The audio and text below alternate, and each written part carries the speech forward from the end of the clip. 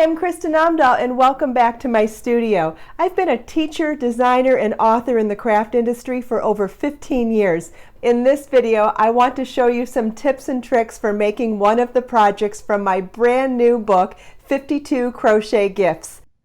In this video, I'm going to be showing you some tips and tricks for making the Coco beaded fringe scarf. This delicate scarf combines simple stitches in a beautiful offset stitch pattern. The beaded fringe amplifies the shimmer and drape. Wear it as a headscarf or a dainty neck accessory. You're going to need 350 yards of number 1 fingering weight yarn and a B1 or 2mm crochet hook, 216 4mm bicone crystal beads, a beading needle, yarn needle, and scissors. The scarf is shown in Be So Fine yarn 100% bamboo number 1 fingering weight yarn in colorway Cafe au Lait, and the crystals are shown in 4mm light Colorado Topaz AB crystals. Let's get started. If you would like to modify this stitch pattern to be a larger scarf or even as a rectangular shawl, you'll want to do your starting chain in a multiple of 6 plus 2.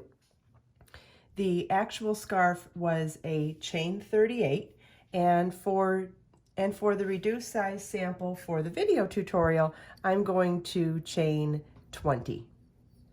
The pattern includes written instructions as well as a chart, so if you want to follow along in your pattern, this would be a great time to understand the pattern writing style better and also to understand charts better. Row 1 begins with a single crochet into the second chain from your hook. So remember, we don't count the loop on our hook. We're going to count back 1 and 2. Insert your hook into that chain, yarn over, pull up a loop, yarn over, pull through 2 loops on your hook, and then we'll single crochet in each chain across.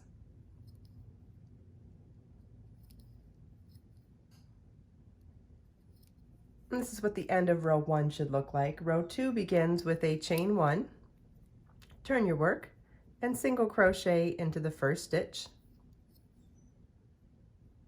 chain 7,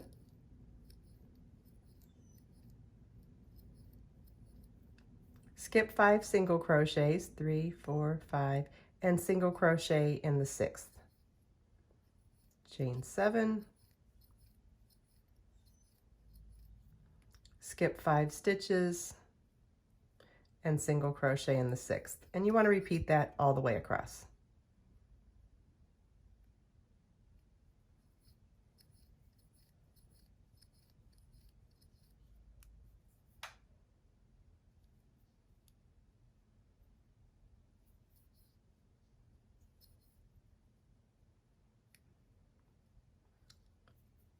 And that's what the end of row 2 should look like. Row 3 begins with a chain 1, turn your work, and single crochet into the first stitch, chain 3,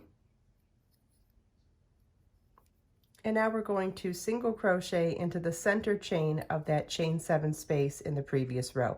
So you want to count up to the fourth chain of the chain 7 is the center one, and we'll single crochet in that chain, chain 3,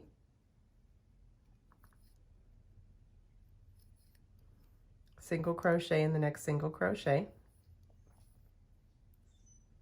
And so our repeat for this row is chain 3, single crochet in the 4th chain of the chain 7 space, chain 3, and single crochet in the next single crochet.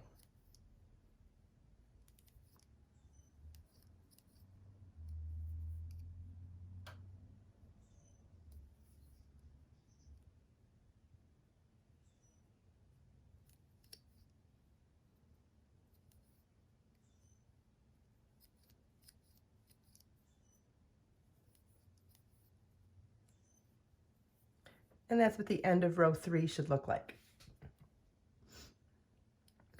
Row 4 begins with a chain 8. The chain 8 counts as a double treble crochet in a chain 3. We're going to turn our work and single crochet in the next single crochet.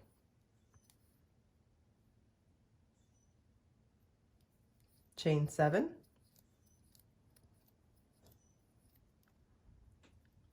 Skip the next single crochet and single crochet in the next single crochet.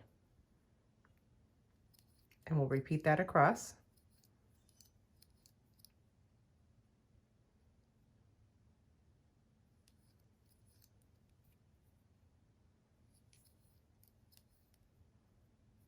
At the end of our last repeat, chain 3 and double treble crochet in the last single crochet. Double treble crochet is yarn over your hook 3 times, insert your hook in the specified stitch, yarn over, pull up a loop, yarn over, pull through 2, yarn over, pull through 2, yarn over, pull through 2, yarn over, pull through 2. And that's what the end of row 4 should look like. Row 5 begins with a chain 1, turn your work, and single crochet in the top of that last stitch just made. Chain 3, single crochet in the next single crochet, chain 3, single crochet in the 4th chain of the chain 7 space,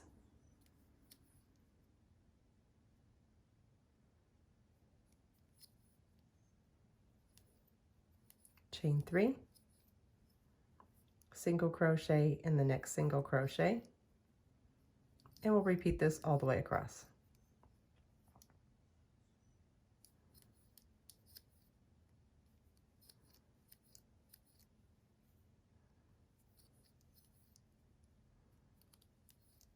After the last repeat, chain 3 and single crochet in the 4th chain. So we'll skip the first 3 chains, and in the 4th chain of that chain 8 space, and that counts as the top of the double treble crochet portion of it. And that's what the end of row 5 should look like. You want to repeat rows 2 through 5 for the desired length of your scarf. Okay, I did one more repeat of rows 2 through 5, but again, you would repeat those for the desired length of your scarf. Then on the second to last row, we're going to chain 1, turn our work, and single crochet in the first stitch,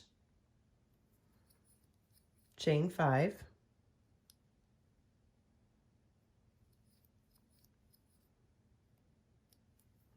skip the next single crochet and single crochet in the next single crochet,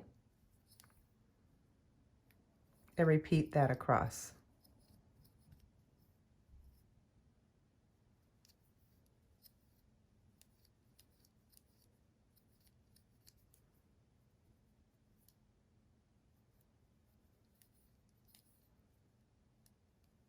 Okay, and that's what our second to last row should look like. So basically these last 2 rows are to replicate the beginning chain and the first row at the end of the scarf so that the scarf has symmetry.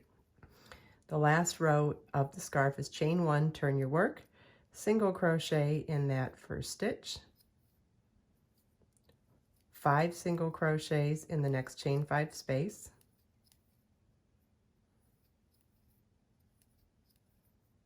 single crochet in the next single crochet. You could work into each stitch, each of these chains individually, or you could work into the whole space. I think since I worked into the actual chains for the rest of the scarf, it was probably a better idea to do that. So I'll show you that on the last repeat here, just so you can see the different options. It would be 1 single crochet in each chain across that chain 5 space.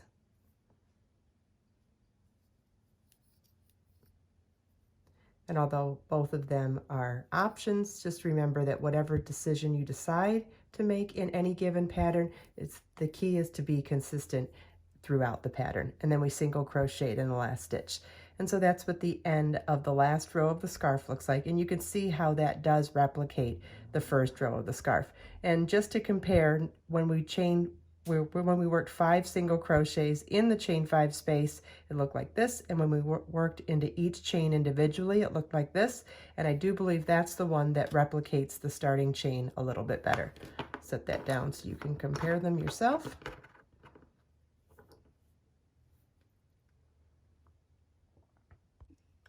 In order to do the fringe, we do need to cut our yarn and fasten off, because at this point we want to string our beads onto the yarn before doing the fringe. So fasten that off, and you're going to need a beading needle, and you're going to need some 4mm crystal beads.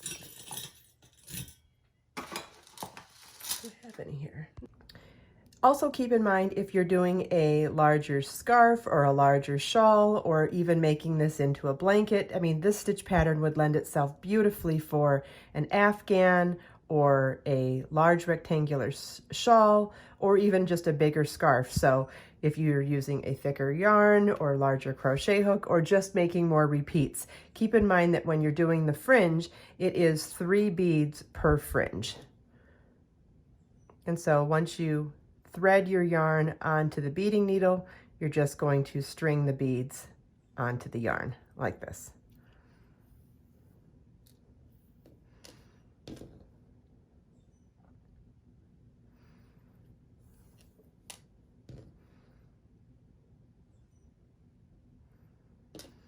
And then we'll remove the beading needle from our yarn.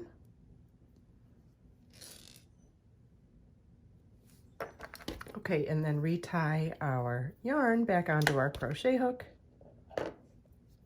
Okay, we're going to do this on both ends of the scarf, so whether you start with the last row or start with the free loops of the beginning chain at the beginning of the scarf, we're going to do this exactly the same on both sides.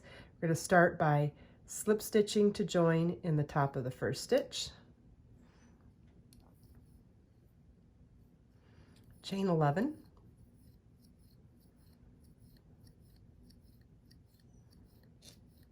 Okay, and then it's bead chain 1, chain 1, bead chain 1, chain 1, bead chain 1.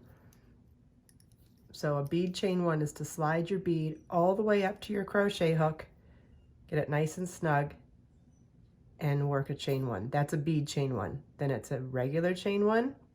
We're going to alternate these for 3 bead chain 1s. Okay, so it's bead chain 1, another bead chain 1,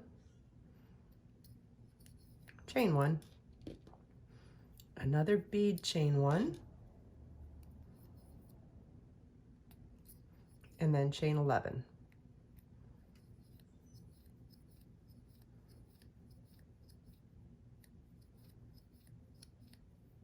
And then coming back down to where we joined the yarn, we'll now slip stitch into the next stitch on that last row of the work.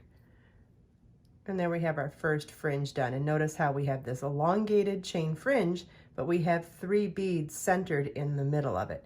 And we do that, I'll do one more repeat of it. So it's chain 11.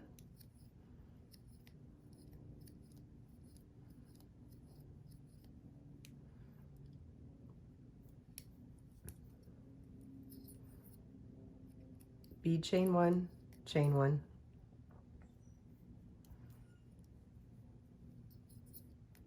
Bead chain 1, chain 1.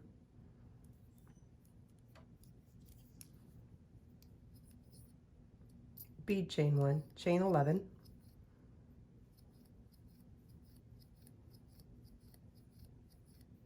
And then coming back down to the last row worked, we're going to slip stitch into the very next stitch. And now we have a second fringe done. I'll show you this again on the finished scarf. And you can see how incredibly beautiful that looks on the finished scarf. You see we've got those 3 beads centered in the middle of these elongated chain fringes. So pretty. And it gives a nice weight to the scarf too. I hope you enjoyed this video. If you have any questions, please leave them for me in the comments. And don't forget, all the links from the things that we talked about in this video are available in the video description below. Let us make time to create, share, and inspire today and every day. I'll see you in the next video.